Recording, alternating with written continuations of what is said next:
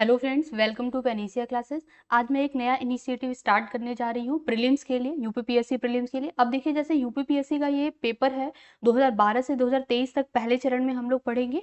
इसमें लगभग जो है 1500 क्वेश्चन आ जाएंगे। ठीक है, इसके एक्सप्लेनेशन से भी अगर हम लोग क्वेश्चन निकालें तो लगभग 1200 से 1500 क्वेश्चन आ जाएंगे। ठीक है, बहुत इंपॉर्टेंट है। पहले हम लोग 2012 से 2023 तक के क्वेश्चन पढ़ेंगे जो कि यूपीपीएससी प्रीलिम्स के पेपर के हैं, जो हमें आर के लिए वो बहुत बेनिफिट प्रोवाइड कराने वाले हैं। ठीक है, फिर उसके बाद जब ये सीरीज खत्म हो जाएगी, मतलब 12 से 23 तक का क्वेश्चन खत्म हो जाएगा, तब हम लोग 2001 से 2012 तक के क्वेश्चन पढ़ेंगे, मतलब 11 तक के क्वेश्चन पढ़ेंगे। क्योंकि अगर आप 30 साल के पेपर पढ़ के जाते हैं, मतलब रट लेते हैं, याद कर लेते हैं, तो आपका जो लगभग जैसे 150 क्वेश्चन आता है, उसमें से जो है 60 प्लस क्वेश्चन आपका आराम से बन जाएगा। ठीक है, तो अब देखिए 150 में से अगर 60 प्लस क्वेश्चन आपका पीवाईक्यू से बन रहा है, फिर उसके बाद क्या है, 30 से 35 क्वेश्चन जो है वो आता है, 30 से 35 ले लीजिए तो वो करंट आता है। ठीक है, अब करंट क्या है, करंट एक आई जो आंख वाली दृष्टि आती है, बस उससे पढ़ लीजिए आप। अगर 30 क्वेश्चन आ रहा है तो 25 प्लस उससे बन जाएगा, अगर 35 आ रहा है तो आपका 30 प्लस बन जाएगा। तो आपका सिलेक्शन पक्का है। ठीक है, बस ये है कि इसको बहुत अच्छे से पढ़ना है। अगर आप लोग के पास नहीं है तो आप घटना चक्र की बुक ले लीजिए, यूपीपीसीएस की जो पीवाईक्यूज की बुक है। ठीक है, उसमें बस क्वेश्चन आंसर दिए हैं, 2012 से 2023 तक का पहले ले लीजिए। ये यूथ कंपटीशन की है, उसकी भी बहुत अच्छी होती है। तो आप जो आपको पढ़ने में जो सुविधा रहे वो बुक लीजिएगा। ठीक है, और उसको बार बार, क्योंकि देखिए आप वीडियो तो मेरा देख लेंगे, ठीक है, लेकिन वो वीडियो करने से कोई क्वेश्चन याद तो नहीं होता, ये फैक्ट है। आप जब तक मार्क नहीं करेंगे, आप 2 से 3 बार पढ़ेंगे नहीं, खुद से नहीं रीड करेंगे, तब तक नहीं होने वाला है। तब तक क्या है कि आपका प्रीलिम्स भी तब तक नहीं निकलने वाला। कोई आप देख के सोचिए कि आप वीडियो देख करके, किसी का लेक्चर देख करके निकाल लेंगे, तो ऐसे कि कोई भी एग्जाम नहीं निकलता। ये रहता है कि हाँ, कोई टॉपिक आपको समझ नहीं आ रहा तो वो समझ में आ जाता है कि हाँ हमें। अब ये भी हो सकता है कि जैसे आप बुक आपके पास हो, आप ले लीजिए बुक, चाहे यूथ का ले लीजिए, चाहे आप घटना चक्री की ले लीजिए, कोई भी जो आपको सही लगे। तो आप क्या होगा कि जैसे मैं ये पढ़ा रही हूँ तो आपको समझ में आ जाएगा कि हाँ ये टॉपिक जो है मतलब पढ़ने में सही है, इसका एक्सप्लेनेशन ये पढ़ने में मतलब पढ़ना चाहिए, क्योंकि एग्जाम में आ सकते हैं इससे क्वेश्चन। तो वो आपको एक व्यू पता चल जाएगा कि हाँ किस तरह से हमको पढ़ना है। अब ये नहीं कि आपको वीडियो देख के पूरा लेक्चर ही याद हो जाए, तो ये नहीं हो पाएगा। क्यों? क्योंकि देखिए एग्जाम में अभी अक्टूबर में सुनने में आ रहा है कि अक्टूबर में एग्जाम है, तो आपके पास अच्छा खासा टाइम है। आप अगर एकदम स्टार्टिंग से स्टार्ट करना चाहते हैं तो भी, आप आज से स्टार्ट करना चाहते हैं तो आप क्या कीजिए, 1 से 2 घंटा पीवाईक्यूज पढ़िए। इस समय की बात कर रहे हैं, अगर अभी से स्टार्ट करें तो 1-2 घंटा आप पीवाईक्यूज पढ़िए। फिर उसके बाद आप मेंस पे जीएस पेपर 5-6 जो है उसको पहले आप रीड करके खत्म कर दीजिए। जैसे कि क्या है, जीएस पेपर 5-6 में आप पीवाईक्यूज के थ्रू पढ़िए।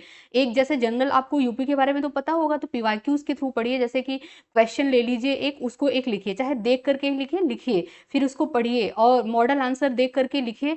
तो आपको एक आइडिया लग जाएगा कि किस टाइप के, मतलब किस टाइप से इस क्वेश्चन का आंसर कैसे लिखा जा रहा है। ठीक है, फिर उसके बाद आपका जब प्रीलिम्स हो जाएगा तो आप टेस्ट सीरीज वगैरह ज्वाइन कर लीजिए, कहीं का भी, किसी का भी, चाहे धे का कर लीजिए, चाहे जीएस वर्ड, जिसका आपको समझ आए उसका करके आप लोग अपना फिर निकाल सकते हैं। ठीक है, तो चलिए हम लोग यूपीपीसीएस का ये देखते हैं। ये प्रीलिम्स के लिए है, 2012 से 2023 तक का है। कल से मैं ये क्लास डेली 5 बजे लेके आऊंगी, शाम में लाइव रहेगा। आज थोड़ा सा लेट हो गया तो आज हम लोग ऐसे देख लेंगे रिकॉर्डेड, फिर मैं जो है 5 बजे डेली लेकर के आऊंगी। तो अगर आप लोग को पसंद आएगा क्लास तो प्लीज आप लोग लाइव आकर के देखिएगा, मुझे भी अच्छा लगेगा। ठीक है, तो चलिए हम लोग स्टार्ट करते हैं। सबसे जो पहला पेपर रहेगा, हम लोग देखिए उसमें चलेंगे हम लोग। सबसे पहला हम लोग 2023 का पेपर देखेंगे। ठीक है, प्रीलिम्स का, यूपीपीसीएस का, फिर 22 का, फिर 21 का, ऐसे चल के डिक्रीजिंग टर्म में हम लोग चलते जाएंगे। ठीक है, अब जैसे ज्यादा जो करंट अफेयर्स है उसको हम लोग छोड़ देंगे, क्योंकि करंट अफेयर्स तो अब आए, मतलब उससे कोई पुराना करंट अफेयर्स हो गया तो उससे कोई मतलब नहीं है, तो वो हम लोग छोड़ देंगे। ठीक है, तो देखिए जैसे यहाँ पे ये देखिए यूपीपीसीएस प्रीलिम्स 2023 का पेपर है। ठीक है, तो अब सबसे पहले आपको ये तो पता ही होगा कि 200 नंबर का आता है, 150 क्वेश्चन रहते हैं। ठीक है, 2 घंटे का पेपर रहता है, जीएस पेपर 1 की बात करें तो। ठीक है, तो जीएस पेपर 1 ही हम लोग पहले पढ़ते हैं। तो यहाँ पे पहला जो क्वेश्चन है वो है, अब देखिए ये बाइलिंगुअल है।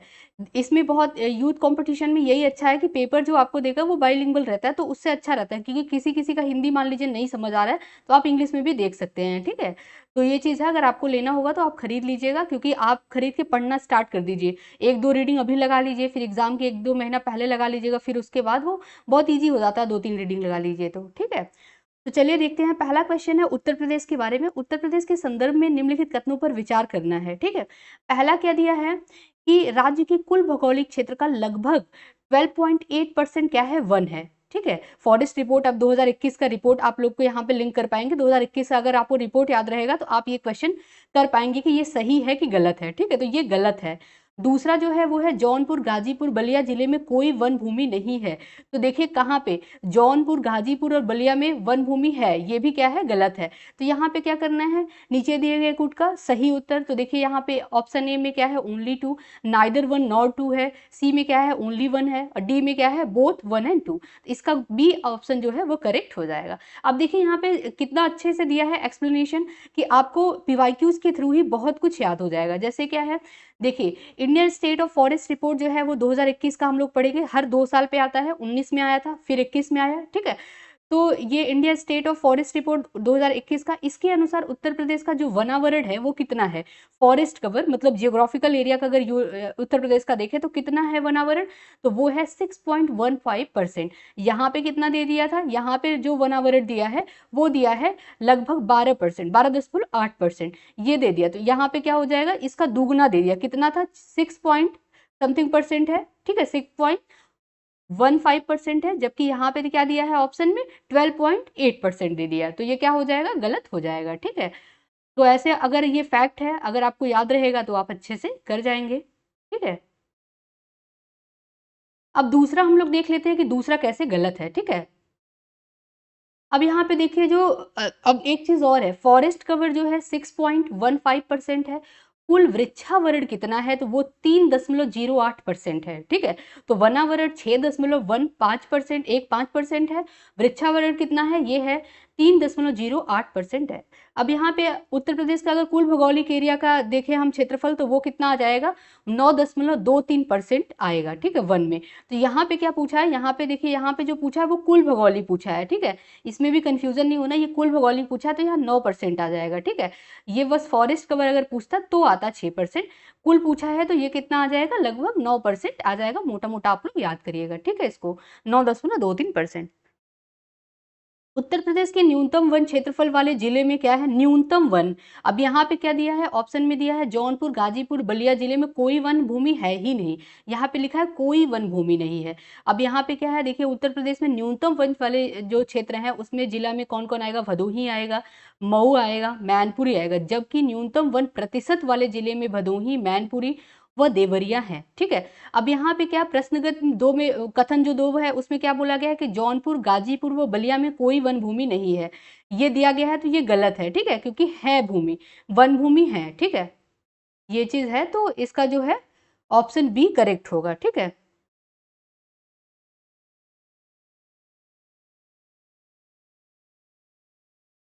नेक्स्ट है यहाँ पे नॉन, अब देखिए गैर पारंपरिक ऊर्जा स्रोत वे स्रोत हैं जो कि नॉन कन्वेंशनल एनर्जी के लिए पूछ रहा है, सोर्सेज पूछ रहा है कि क्या एनर्जी का सोर्स है, ठीक है। तो गैर पारंपरिक ऊर्जा के स्रोत कौन कौन है, तो यहाँ पे है रिन्यूएबल एनर्जी जो है वो गैर पारंपरिक ऊर्जा स्रोत के मतलब स्रोत हैं, ठीक है। तो रिन्यूएबल नवीकरणीय ऊर्जा है।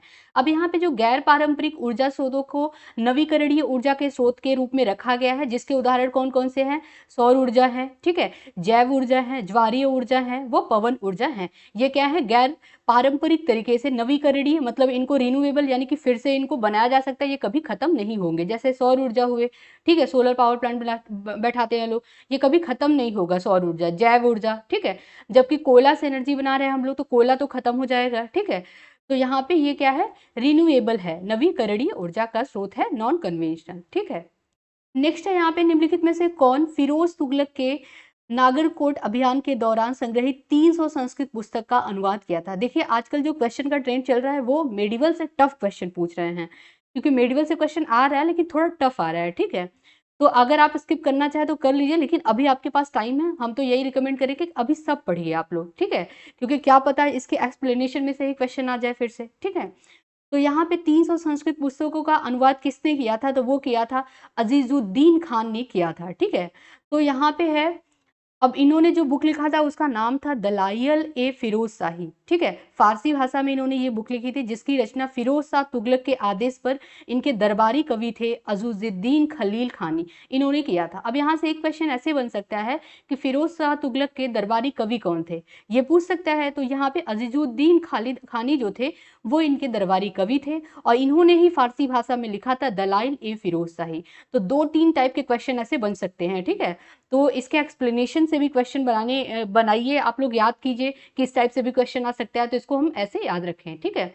अब देखिए ये जो क्वेश्चन है ये करंट से क्वेश्चन है, तो इसको हम लोग छोड़ भी सकते हैं, लेकिन एक अभी आइडिया के लिए हम लोग देख लेंगे कि किस टाइप का करंट से क्वेश्चन आ रहा है। तो उस टाइप के क्वेश्चन जब हम करंट पढ़ेंगे तो हम उसको दिमाग में रखते हुए करंट पढ़ेंगे। जैसे देखिए 2022-23 के लिए गरीबी उन्मूलन के लिए अंतर्राष्ट्रीय दिवस का जो विषय था वो क्या था।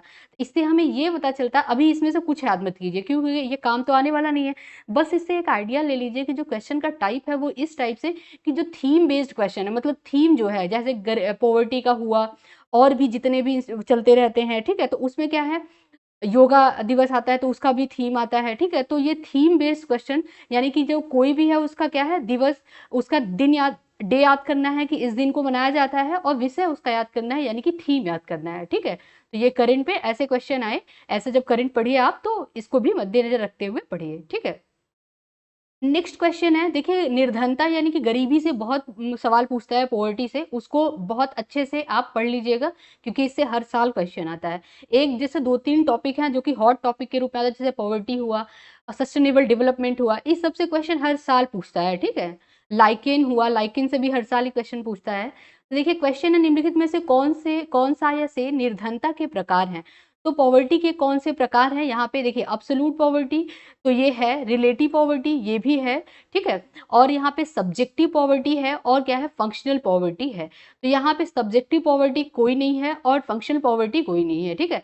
अब यहाँ से देखिए आप किसी भी बुक में ऐसे मतलब पढ़ेंगे तो कहेंगे ये पॉवर्टी के टाइप्स तो हमने पढ़े नहीं है, लेकिन यहाँ से आप पढ़ सकते हैं कि देखिए यहाँ पे कुछ टाइप पूछ लिया है, तो पॉवर्टी के यहाँ पे अब्सोल्यूट याद कर लीजिए, रिलेटिव। अब इसके एक्सप्लेनेशन में जाएंगे जब आप, तो आपको यहाँ पे मिलेगा कि देखिए पूर्ण परम निर्धनता यानी कि अब्सोल्यूट, और सापेक्ष निर्धनता। अब यहाँ से इसका डिफिनीशन आप याद कर सकते हैं, कभी कभी मेंस में आता है तो आप लिख सकते हैं, ठीक है।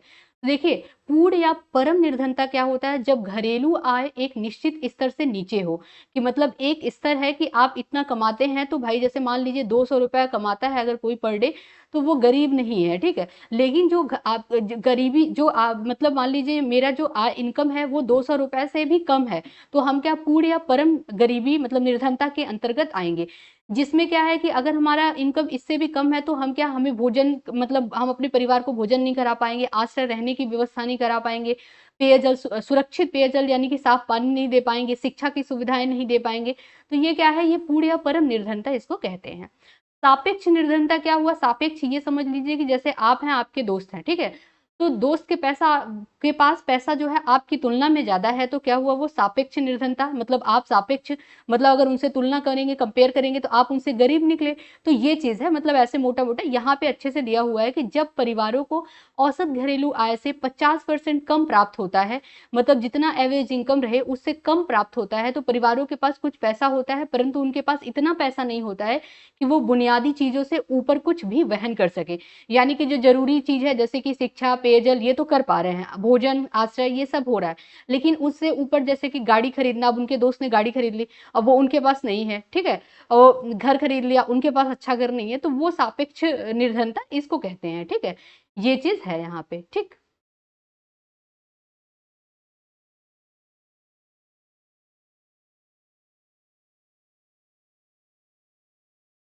नेक्स्ट क्वेश्चन है, मानव संसाधन का योगदान के संदर्भ में निम्नलिखित कथनों में से कौन से सही है। तो मानव संसाधन का योगदान के संदर्भ में, role of human resources in economic development, ठीक है, यानी कि अपने अर्थव्यवस्था को डेवलप करने के लिए इकोनॉमिक डेवलपमेंट में ह्यूमन रिसोर्सेज का क्या रोल है उसके बारे में बताना है। तो पहला जो ऑप्शन है वो है effect of the economic development on population growth, यानी आर्थिक विकास का जनसंख्या वृद्धि पर प्रभाव पड़ता है। देखिए पहला क्या रोल है, आर्थिक विकास का जनसंख्या वृद्धि पर प्रभाव। दूसरा क्या है, जनसंख्या वृद्धि का आर्थिक विकास पर प्रभाव। सेम चीज उल्टा करके दे दिया है। अब यहाँ पे क्वेश्चन जो है इसको ध्यान से पढ़िए, आर्थिक विकास में मानव संसाधन का जो योगदान है उसके संदर्भ में हमें बताना है कि कौन सा कथन सही है। तो पहला जो है कि आर्थिक विकास का जनसंख्या वृद्धि पर प्रभाव, तो आर्थिक विकास का जनसंख्या वृद्धि पर प्रभाव पड़ रहा है या जनसंख्या वृद्धि का आर्थिक विकास पे प्रभाव पड़ रहा है, तो यहाँ पे जो होगा दो होगा कि जो जनसंख्या वृद्धि का आर्थिक विकास पे प्रभाव पड़ेगा और आर्थिक विकास का भी जनसंख्या वृद्धि पे प्रभाव पड़ेगा, ये दोनों जो है ऑप्शन करेक्ट है, यानी कि सी ऑप्शन इसका करेक्ट हो जाएगा। ठीक है, यहाँ पे दिया गया है। नेक्स्ट क्वेश्चन है, निम्नलिखित घटनाओं पर विचार कीजिए तथा इन्हें सही कालाक्रम मतलब सही अरेंजमेंट करना है, इसका सबसे पहले और सबसे आखिरी तक करना है। ठीक है, तो यहाँ पे क्या है, ये पॉलिटी से है, जो पॉलिटी आप लोग पढ़ेंगे ड्राफ्टिंग कमेटी आएगा। ठीक है, एडॉप्टेड ऑफ द, अब यहाँ पे देखिए पहला क्या है, प्रारूप समिति की नियुक्ति, अब इसका सन आपको याद रखना पड़ेगा तभी आप कर पाएंगे अरेंज। दूसरा है भारतीय संविधान को अंगीकृत और अधिनियमित किया गया, यानी कि Indian constitution was adopted and enacted. ठीक है, तो ये चीज है।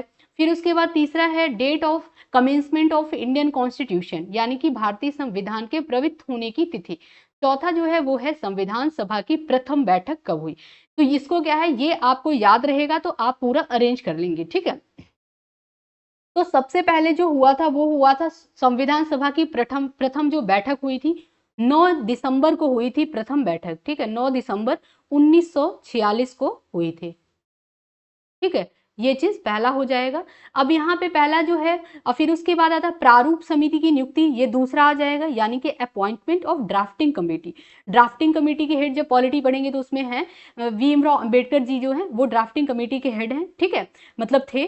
तो ये क्या है, इनका जो ये कब बना था, तो ये 29 अगस्त 1947 को ये बना था। इसको एज इट इज याद कीजिएगा, मतलब 29 अगस्त 1947 पूरा याद कीजिएगा, क्योंकि कभी कभी क्या होगा कि आपको 1947 का जो है 2-3 दे देगा, तो आपको फिर अगर याद रहेगा कौन ऐसा अगस्त में हुआ है, कौन सितंबर में, कौन अप्रैल में, तो आप क्या करेंगे, उसको अरेंज कर पाएंगे। ठीक है, नेक्स्ट जो है वो है Indian constitution was adopted and elected, ये हुआ था, कब हुआ था, 26 नवंबर 1949। ठीक है, तो देखिए पहला क्या है, 9 दिसंबर 1946 कॉन्स्टिट्यूशन जो असेंबली हुआ था, फर्स्ट मीटिंग हुआ था इसका 9 दिसंबर 1946 को। दूसरा क्या हुआ, ड्राफ्टिंग कमेटी 29 अगस्त 1947।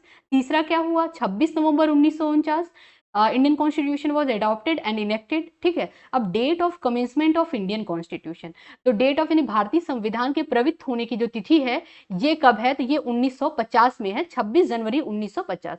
तो यहाँ पे लिख लीजिए 26 जनवरी 1950। अब इससे जैसे 2-3 टाइप के क्वेश्चन आ सकते हैं, सीधे सीधे आपको पूछ लेगा कि प्रारूप जो कमेटी है वो कब बनी, तो 29 अगस्त 1947 को। ठीक है, इंडियन कॉन्स्टिट्यूशन कब अडॉप्ट किया गया, तो 26 नवंबर 1949 को। ठीक है, तो ये देखिए दूसरा था, ये हो गया हमारा तीसरा, और ये हो गया चौथा। तो आप मिलाइए अगर, तो चौथा जो है वो पहले पे आएगा। ठीक है, तो यहाँ पे देखिए अगर ऑप्शन एलिमिनेट करेंगे तो ए कट जाएगा, डी कट जाएगा, बी बचा और सी बचा। चार के बाद क्या आएगा, एक आएगा, दोनों में है 4 1। फिर उसके बाद क्या आएगा, 2 आएगा, 2 के बाद क्या आएगा, 3 आएगा, यानी कि बी ऑप्शन करेक्ट हो जाता है। ठीक है, नेक्स्ट है, यहाँ पे सूची 1 को सूची 2 से मिलान करना है। यहाँ पे क्या दिया है, डिजीजेस दे दिया है और कारक यानी कि फैक्टर दे दिया है कि कौन सी डिजीज किस कारण से होती है, उसके फैक्टर क्या है। ठीक है, यहाँ पे देखिए आप, तो देखिए इन सब टाइप के क्वेश्चन में आपको क्या करना है कि जो पहले आता है पहले उसको मिलाइए। ठीक है, तो देखिए यहाँ पे क्या दिया है, पेप्टिक वर्ड दिया है, डेंगू दिया है, और फील पाँव दिया है, और मलेरिया दिया है। ठीक है, तो जो मलेरिया है वो किससे होता है, प्रोटोजोआ से होता है। ठीक है, डेंगू कैसे होता है, वायरस से होता है। ठीक, और उसके बाद जो फील पाम है और पेप्टिक वर्ड है। ठीक, अब यहाँ पे देखिए वायरस है, यहाँ बैक्टीरिया दिया है और यहाँ विषाणु दे दिया, तो ये गलत है, बैक्टीरिया जीवाणु होगा यहाँ पे। ठीक है,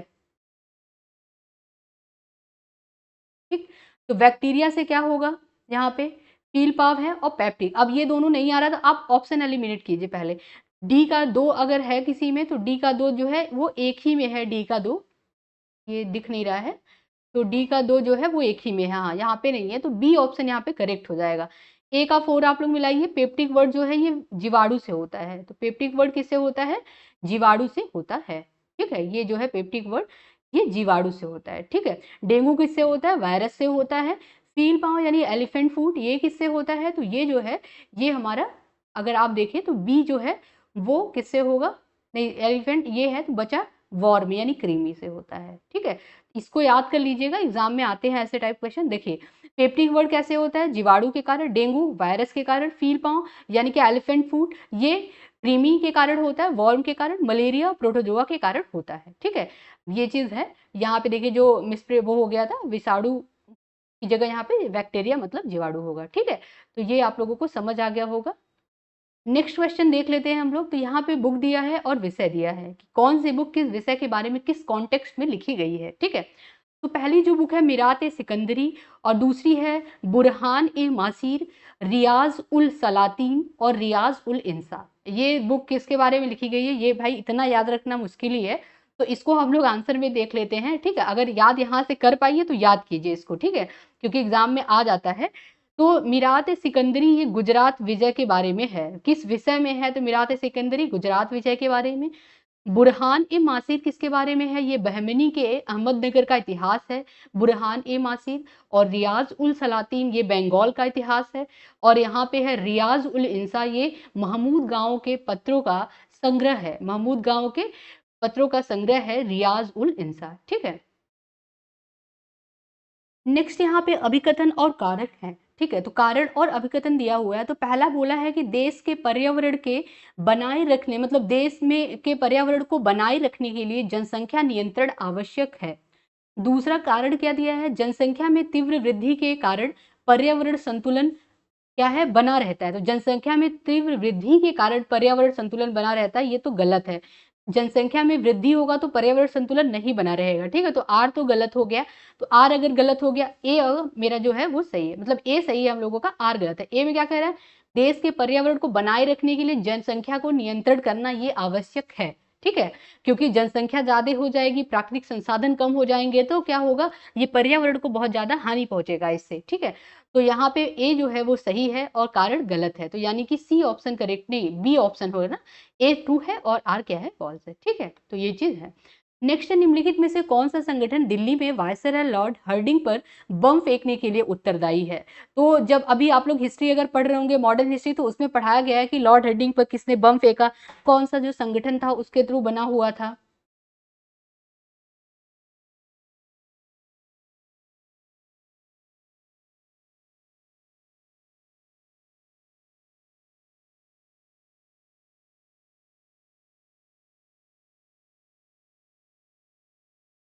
निम्नलिखित में से कौन सा संगठन दिल्ली में वायसराय लॉर्ड हर्डिंग पर बम फेंकने के लिए उत्तरदायी था। तो कौन सा संगठन था, अनुशीलन समिति जो था वो लॉर्ड हर्डिंग पर बम फेंकने के लिए उत्तरदायी था। ठीक है, नेक्स्ट क्वेश्चन, निम्नलिखित में से किसे जनवरी 2023 में न्यूजीलैंड के प्रधानमंत्री के रूप में चुना गया। अब देखिए इससे क्या पता चलता है कि करंट जो है वो न्यूजीलैंड के प्रधानमंत्री, जैसे विदेशों में जो घटनाएं हो रही हैं उससे भी आता है। ठीक है, तो ये करंट है, तो इसको हम लोग छोड़ देंगे। नेक्स्ट, निम्नलिखित में से कौन सा युग्म दर्शन प्रचारक का सही सुमेलित है। तो कौन सा युग्म यानी कौन सा जोड़ा दर्शन और प्रचारक का सही सुमेलित रूप है, तो वो चीज हम लोगों को देखना है। तो देखिए यहाँ पे दिया वैशेषिक का पतंजलि का, ये गलत है। उत्तर मीमांसा कपिल का, ये भी गलत है। मीमांसा कर्ण का, ये भी गलत है। न्याय दर्शन जो था वो गौतम का था, ये सही है। अब यहाँ से क्या है, इससे भी क्वेश्चन लगभग हर दूसरे साल पे आता ही आता है। तो ये सारे दर्शन आप एज इट इज एकदम रट लीजिए इसको। कैसे, देखिए न्याय दर्शन जो है उसके गौतम है प्रचारक और ऋषि गौतम। उत्तर मीमांसा के वदरायण हैं, पूर्व मीमांसा के जैमिनी हैं और वैशेषिक के कौन है, कणाद हैं। ठीक है, इसको एकदम याद कर लीजिएगा। नेक्स्ट है, भारत में जनगणना का कार्य सर्वप्रथम कब किया गया था। तो जनगणना का यानी सेंसस का वर्क, सेंसस पे वर्क सबसे पहले भारत में कब किया गया था, तो ये किया गया था 1971 में किया गया था। इसका एक्सप्लेनेशन पढ़ लीजिए कि भारत में पहली बार जनगणना लॉर्ड मेयो के काल में हुआ था। ये थे 1969 से लेकर के 1972 तक का इनका कार्यकाल था। इन्हीं के कार्यकाल में 1800 से 1869 से 1872 तक इनका कार्यकाल था। 1871 से 72 में पहला जो है 1871 में पहला जनगणना किया गया था। ठीक है, यह अनियमित जनगणना था। 1881 में जो लॉर्ड रिपन है इनके कार्यकाल में से नियमित जनगणना शुरू हो गया। ये क्वेश्चन पूछता है कि अनियमित था ये। ठीक है, तो ये जो जनगणना था 1871 में सबसे पहली बार शुरू हुआ था, ये अनियमित जनगणना था। और 1881 में इसके 10 साल बाद लॉर्ड रिपन के समय कार्यकाल में नियमित रूप से जनगणना किया गया था, मतलब किया जाने लगा। ठीक है, तो 10 साल पे, हर 10 साल पे किया जाने लगा, यानी नियमित रूप से हुआ, ठीक है। तब से प्रत्येक 10 वर्ष पे जनगणना किया जा रहा है, ठीक है। नेक्स्ट है यहाँ पे बजट से क्वेश्चन बहुत आता है, यूनियन बजट ले लीजिए चाहे यूपी बजट ले लीजिए, तो ये करंट है 2023-24 का ही क्वेश्चन है, ठीक है। मतलब 2000 जो 23-24 है उसी का बजट का ये पूछा हुआ है। अभी हम लोग को 24-25 का बजट का भी पढ़ना पड़ेगा, ठीक है। तो वो करंट जब एग्जाम पास आ जाएगा, डेट आ जाएगा, तो मैं एक बजट का जो है बजट पे लेके सेशन आऊंगी, तो आप लोगों को मतलब जो इंपॉर्टेंट पॉइंट रहेंगे वो हम लोग पढ़ लेंगे, ठीक है। अब यहाँ पे वही क्वेश्चन पूछा है, देखिए पढ़ लीजिए तो आपको आइडिया लग जाएगा कैसे क्वेश्चन आ रहे हैं। तो ये 2023-24 के बजट से है, इसमें पूछा है पिछले वर्ष की तुलना में मनरेगा हेतु आवंटन में सर्वाधिक प्रतिशत की कटौती हुई है। अभी ये कैसे पता चलेगा, आपको डेटा याद करना पड़ेगा, आप डेटा से तुलना करेंगे कि जो पिछले साल मनरेगा में, एमजी नरेगा में कितना आवंटन किया गया था, कितना बजट एलोकेट किया गया था, इस साल मनरेगा में कितना बजट एलोकेट किया गया है, तब आप तुलना कर पाएंगे, ठीक है। फिर उसके बाद पिछले वर्ष की तुलना में जल जीवन मिशन हेतु आवंटन में सर्वाधिक प्रतिशत की वृद्धि दर्ज की गई। ये भी आप तभी कर पाएंगे जब आपको डेटा पता रहेगा, ठीक है। तो ये करंट अफेयर से आप कर लेंगे। तो ये करंट अफेयर्स अभी का जब आएगा, एग्जाम जब आएगा उसके पहले आता है, 1 महीना पहले आफल दृष्टि, उससे सारा कवर करा दिया जाएगा, ठीक है। तो उससे हो जाता है। ये भी देखिए बजट, ये क्या है, करंट अफेयर से ये भी है क्वेश्चन, ठीक है। तो करंट अफेयर्स अभी हम लोग स्किप कर जाएंगे। अब यहाँ पे क्वेश्चन है, निम्नलिखित में से कौन यानी कवियत्री और पुस्तक का सही सुमेलित नहीं है, यानी कि कौन सी कवियत्री और पुस्तक लिखा है इन्होंने, तो इसमें दिया गया है, और कौन सा सही सुमेलित नहीं है, ये चीज यहाँ पे पूछा है, ठीक है। तो यहाँ पे दायाबाई विनय मल्लिका इन्होंने लिखा है, और सहजोबाई सहज प्रकाश इन्होंने लिखा है। गंगाबाई गणेश देव लीला इन्होंने नहीं लिखा है, ये गलत है। देवी त्रिया निषेध इन्होंने लिखा है गंगाबाई ने, ठीक है। तो सुनो कुमारी स्वर्ण बोली की कविता है ये, ठीक है, स्वर्ण बेली की कविता है ये, सुनो सोन कुमारी, सॉरी सोन कुमारी है यहाँ पे, ठीक है। तो ये स्वर्ण बेली की कविता है, ठीक, ये भी सही है। तो यहाँ पे देखिए दिया हुआ है कवियत्री और पुस्तक, इसको आप याद कर लीजिएगा।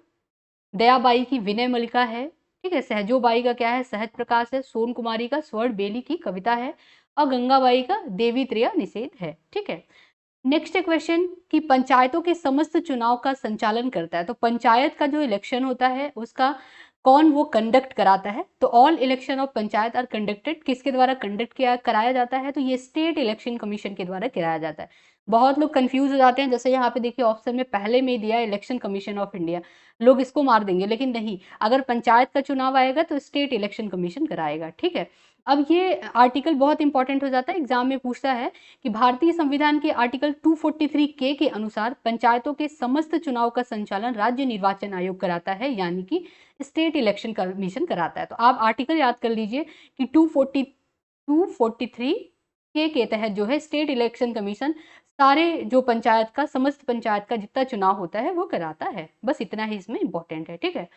नेक्स्ट यहाँ पे पंचायती राज, देखिए पंचायती राज चैप्टर जो है वो इम्पोर्टेंट है पॉलिटी में। पॉलिटी मतलब आप घटना चक्र की जो वो आती है, बुक आती है, उससे पूरा पॉलिटी पढ़ लीजिए, याद हो जाता है, या तो आप लक्ष्मीकांत लेके पढ़ लीजिए, ठीक है। तो पंचायती राज पे अशोक मेहता समिति जो 1977 में आई थी उसकी प्रमुख सिफारिशों के संदर्भ में आपको बताना है। अब ऐसे ही आपको बी आर मेहता, मतलब सबकी जितने कमेटी बनी थी, समिति बनी थी, सबकी सिफारिशें याद करनी पड़ेंगी, और सबका क्या है आपको सही याद करना पड़ेगा किस सन में आया था, ठीक है। क्योंकि एग्जाम में देखिए अब क्या है, थोड़ा हाई लेवल पे जा रहा है तो सिफारिशें ही सीधे सीधे पूछ ले रहा है, ठीक है। तो पहला इनका सिफारिश था 3 टायर, यहाँ पे क्वेश्चन दिया है कि कौन सा सही है। 3 tier system of Panchayati Raj should be replaced by 2 tier. यहाँ पे इन्होंने ये बोला था कि जो 3 टियर का सिस्टम है ना, 3 स्तरीय जो व्यवस्था है उसको द्विस्तरीय में कर दिया जाए। तो ये इन्होंने किया था, बोला था, इन्होंने सिफारिश किया था, तो ये करेक्ट है। दूसरा जो है वो है ऑप्शन में कि राज्य स्तर के नीचे पर्यवेक्षण हेतु खंड को विकेंद्रीकरण का प्रथम बिंदु बनाया जाए, माना जाना चाहिए। तो ये इनका जो है ये सही नहीं है, राज्य स्तर के नीचे जो है खंड स्तर को इन्होंने नहीं बोला था। ये अभी हम लोग देखते हैं, देखिए इसमें बी ऑप्शन बस करेक्ट होगा, ओनली 1 करेक्ट होगा, ठीक है। यानी कि इन्होंने बोला था कि जो त्रिस्तरीय है उसको द्विस्तरीय कर दिया जाए। अब इनकी सिफारिशें आप यहीं से याद कर सकते हैं कि पंचायती राज व्यवस्था के मूल्यांकन तथा इसे अधिक प्रभावशाली बनाने के लिए दिसंबर 1977 में सरकार ने अशोक मेहता समिति की अध्यक्षता की एक समिति का गठन किया। इस समिति ने अगस्त 1978 में अपनी क्या की रिपोर्ट सरकार को सौंपी। एग्जाम में पूछ लेता है कब इनका जो है इनको कमेटी इनकी बनी 1977 में। इन्होंने रिपोर्ट कब सौंपी? तो अगस्त 1978 में इन्होंने अपनी रिपोर्ट सौंपी। इस रूप में जो समिति ने कुल 132 सिफारिशें की थी, जिसकी मुख्य सिफारिशें जो कि निम्न है, जो एग्जाम के लिए बहुत इंपॉर्टेंट है, 4 से 5 सिफारिश वही हम लोग याद करेंगे। तो यहाँ पे जो है पहला जो सिफारिश था वो था पंचायती राज के 3 स्तरीय व्यवस्था के स्थान पे उसको द्विस्तरीय कर दिया जाए, यानी कि 3 टियर से उसको 2 टियर में कर दिया जाए, ठीक है। दूसरा था राज्य स्तर के नीचे लोक निरीक्षण में विकेंद्रीकरण के लिए जिला ही प्रथम बिंदु होना चाहिए। यहाँ पे क्या किया गया था, यहाँ डिस्ट्रिक्ट बोल दिया था, खंड बोल दिया था, ठीक है। तो यहाँ पे जो है डिसेंट्रलाइजेशन के लिए यहाँ पे स्टेट लेवल के नीचे ब्लॉक बोल दिया था, खंड का मतलब ब्लॉक बोल दिया था, ठीक है।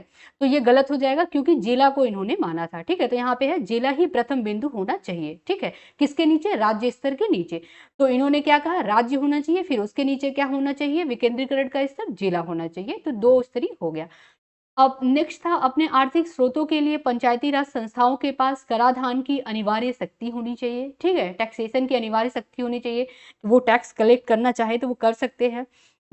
चौथा है पंचायती राज संस्थाओं के मामले में देखरेख के लिए राज्य मंत्री परिषद में एक मंत्री की नियुक्ति होनी चाहिए, ठीक है। तो ये भी इंपॉर्टेंट है।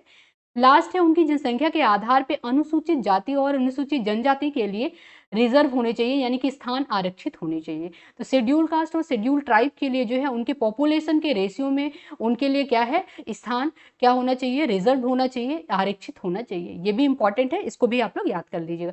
ये मुख्य सिफारिशें थी इनकी, ये याद कर लीजिएगा। मेंस में भी सीधे सीधे अगर क्वेश्चन आएगा, आपको 150 वर्ड में लिखना होगा तो आप लिख सकते हैं, ठीक है। 125 वर्ड में अगर आया तो आप लिख सकते हैं आराम से, ठीक है। कुछ आप अपने से ऐड कर दीजिएगा और पढ़ के। नेक्स्ट है क्वेश्चन, उत्तर प्रदेश के निम्नलिखित शहरों में से कौन सा शहर भारत की अध्यक्षता के दौरान G20 के 200 सत्रों में से 11वीं बैठक के स्थल के रूप में शामिल नहीं है?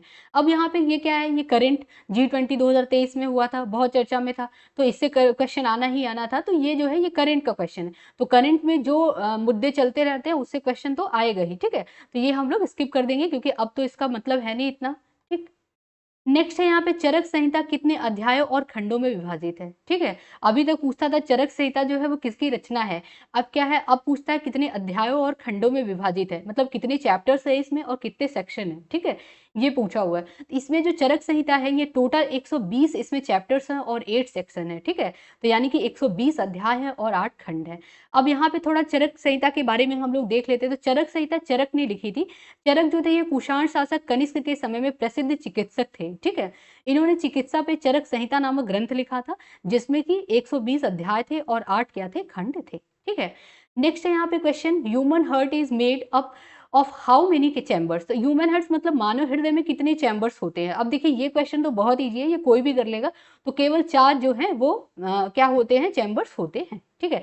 तो उसको क्या है, दाया बाया, दाएं में 2 होता है, बाएं में 2 होता है, ठीक है। तो देखिए दाया वो बाया अलिंद होता है, और उसके बाद ये वही हृदय 2 ऊपरी कक्षों में ये दाया अलिंद और बाया अलिंद होता है।